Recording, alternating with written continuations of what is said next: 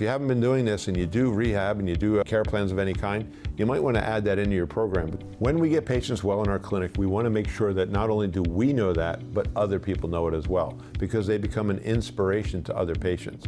So one technique that we've done over the years is we put a cowbell in our rehab, and it's got a little string with a little clacker inside, a hammer, and when somebody graduates the program, because we do graduate people from our program, we go through it with them, we go over the results with everything, we make sure that they're happy with moving on and that they're done. And if they agree to all that, and we agree to all that, then what we say is, then you're graduated, and they walk out on a rehab floor and they ring that bell. And what that does is it gets everybody's attention to stop and listen for 30 seconds while they say, I just graduated, and let me tell you what happened to me. When I first came here, I couldn't walk straight, I had to use a crutch, I had to use a walker, or whatever it is. They started working with me. I went through the rehab program, my pain went away pretty quick, and I actually thought about quitting, but then I realized I was getting stronger and they were doing things that were gonna help this prevent this from coming back. So I stuck it out, and I'm so glad I did.